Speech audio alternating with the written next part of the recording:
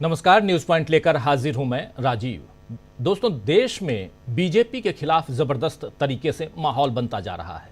कर्नाटक, तमिलनाडु, तेलंगाना, महाराष्ट्र, उत्तर प्रदेश, बिहार, मध्य प्रदेश, ओडिशा, हर जगह बीजेपी की तगड़ी घेराबंदी हो गई है। और वहीं इसके बीच कांग्रेस अध्यक्ष मल्लिकार्जुन खड़गे ने कांग्रेस के जिला अध्यक्षों को बता दिया कि अपनी विचारधारा को बचाने के लिए सत्ता कितनी जरूरी है।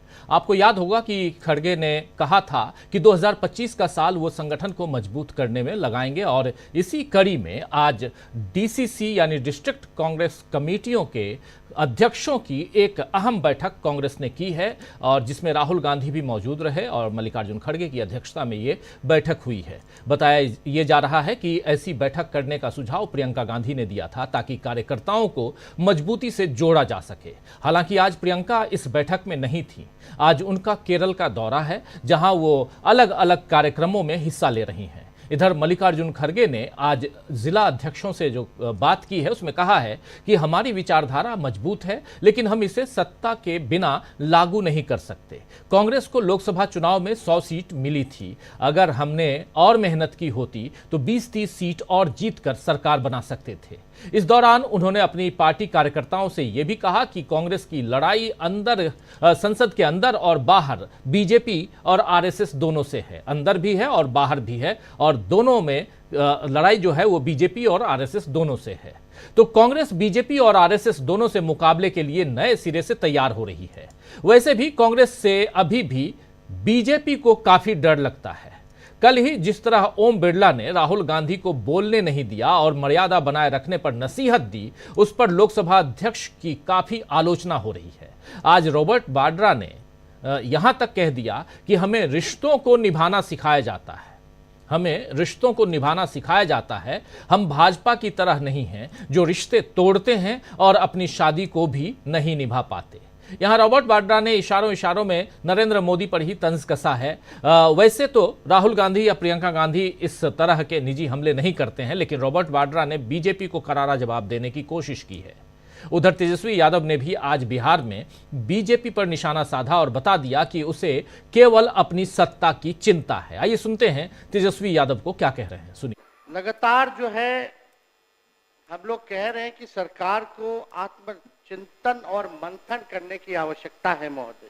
इस साल चुनावी वर्ष होने के कारण अचानक से 24-25 और 25-26 में यानी एक साल में महोदय 3,17,000 करोड़ का तो बजट था, यानी एक साल में 39,000 करोड़ का आपने वृद्धि बना दिया।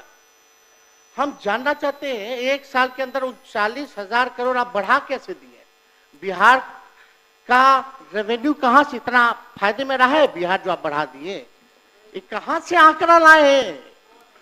बिहार को कितना फायदा हुआ है जरा ये बता दे, या बिहार कर्ज में है ये बता दे।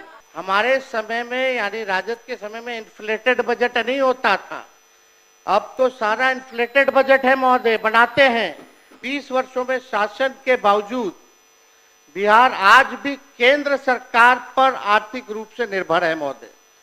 राज्य का केवल 27% राजस्व अपने स्रोत से आता है महोदय। 3,19,618 करोड़ रुपए बिहार पर कर्ज है।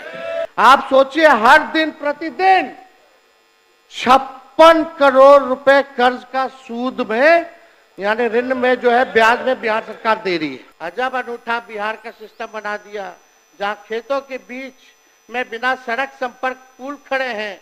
शराबबंदी ऐसी, आदमी तो छोड़िए चूहे भी शराब पी रहे हैं।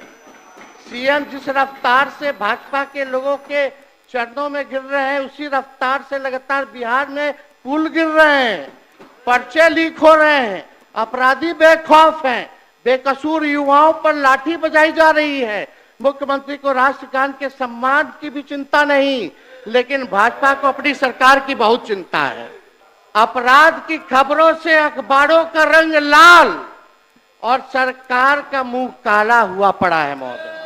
20 साल का इनका शासन का 65,000 से ज्यादा हत्याएं हुई हैं, 25,000 रेप हुआ है, 1 लाख किडनैपिंग हुई है, 3 लाख चोरियां हुई हैं महोदय। ये थाना हो, ब्लॉक।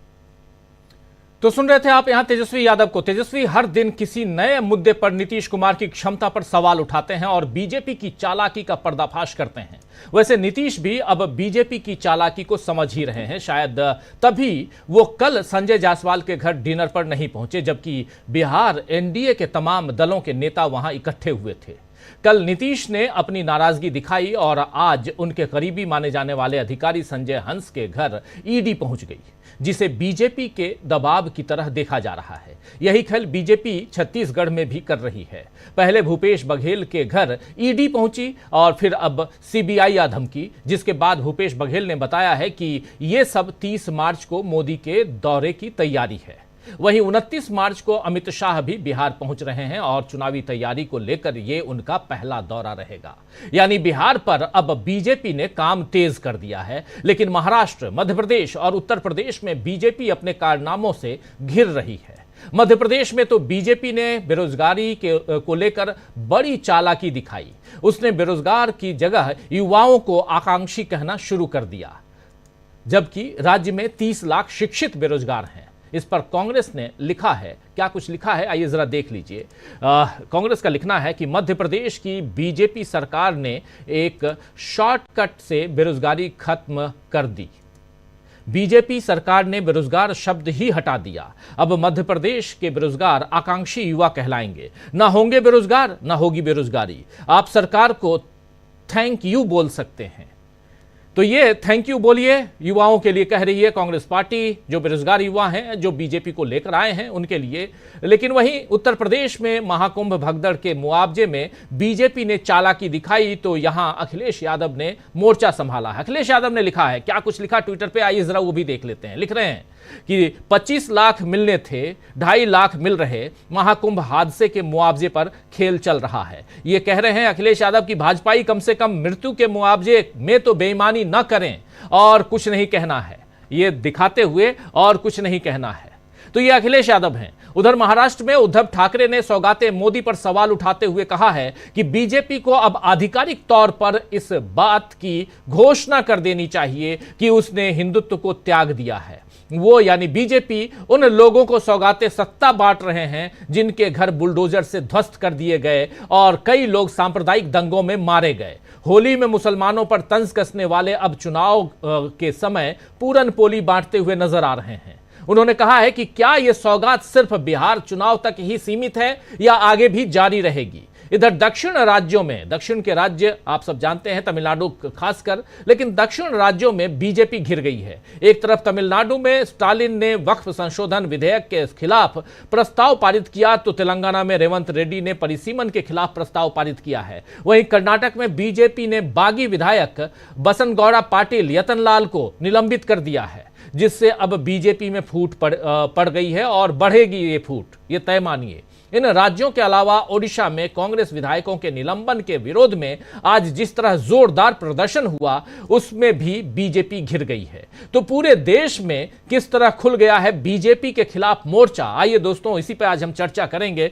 यहां से लेकर, यानी उत्तर से लेकर, बिहार से लेकर और दक्षिण तक, दिल्ली उत्तर प्रदेश होते हुए आप देखिए जो सूरत हाल है, उसकी एक बानगी आपके सामने हम पेश कर रहे थे।